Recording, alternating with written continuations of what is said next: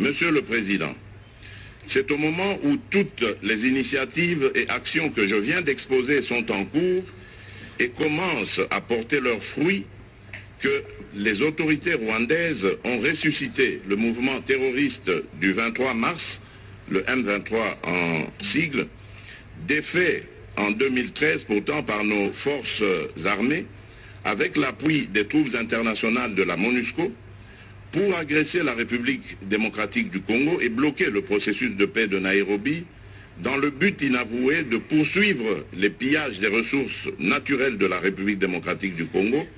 et de placer sous l'impérium rwandais une partie de son territoire national, le Nord Kivu en l'occurrence.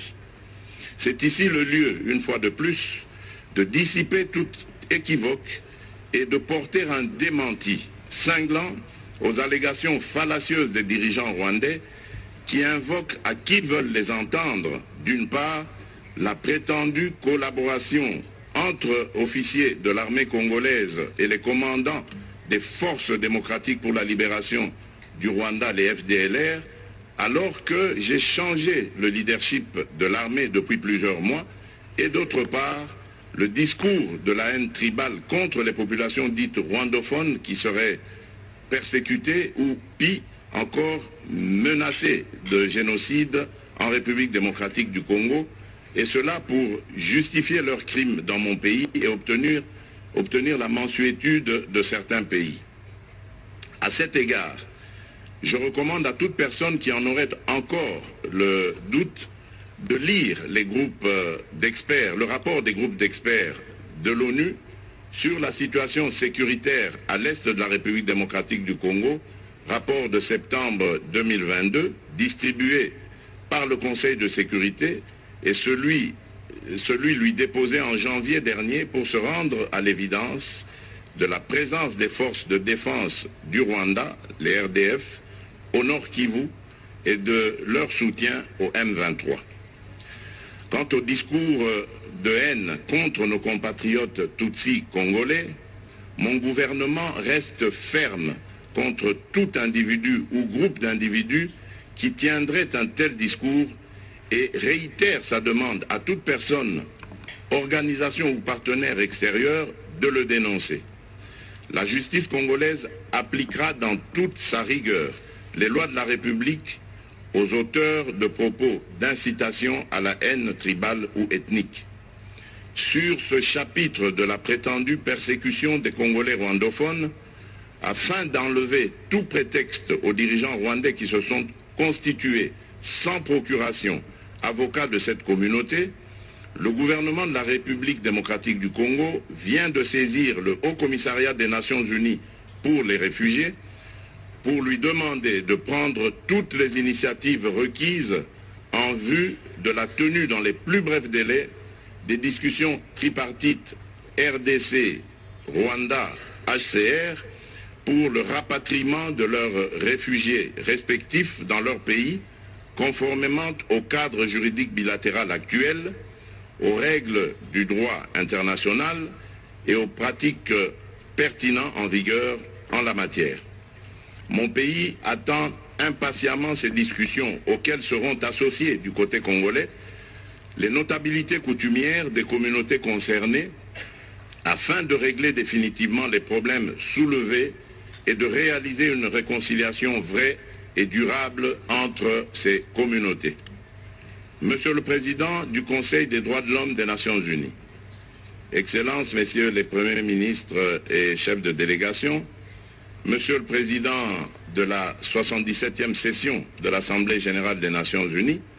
Monsieur le Secrétaire général des Nations Unies, Monsieur le Haut Commissaire des Nations Unies aux droits de l'homme, Monsieur le chef du département fédéral des affaires étrangères de la Confédération suisse, Mesdames et Messieurs, il n'y a de pire ennemi des droits de l'homme et des libertés fondamentales que la guerre. Il est illusoire de prétendre protéger et promouvoir les droits de l'homme ainsi que les libertés fondamentales dans un contexte de guerre qui exacerbe les tensions internes et affaiblit l'État. C'est pourquoi il est impérieux de mettre fin aux aventures guerrières du Rwanda, à l'est de la République démocratique du Congo, pour créer les conditions objectives de réalisation des actions en faveur de ces valeurs universelles pour lesquelles, de tous les temps, dans le monde, les peuples se sont battus jusqu'au sacrifice suprême. On ne peut pas prétendre défendre l'exercice des droits de l'homme et des libertés fondamentales en République démocratique du Congo tout en laissant progresser l'agression de ce pays par le Rwanda et les massacres de ses populations par des groupes armés terroristes. Il est temps que la communauté internationale, en particulier les Nations Unies, sanctionne les auteurs des crimes et des violations du droit international en République démocratique du Congo et les contraigne davantage à exécuter le plan de paix issu des processus de Nairobi et de Luanda, plan avalisé aussi bien par l'Union africaine que le Conseil de sécurité de l'ONU. Dans le même sens, l'État, à travers son système judiciaire et son administration, est l'instrument principal de la garantie de jouissance et d'exercice des droits de l'homme et des libertés fondamentales. Il n'y a d'État et de pouvoir judiciaire que pour garantir à tous leurs droits et libertés, dit-on. C'est pourquoi la République démocratique du Congo attend de ses partenaires bilatéraux et multilatéraux l'appui à ses efforts afin de restaurer l'autorité de l'État sur l'ensemble de son territoire national et réformer profondément son appareil judiciaire, tant dans ses structures qu'en ce qui concerne ses animateurs. C'est bien de dénoncer les violations des droits de l'homme et des libertés fondamentales, mais c'est encore mieux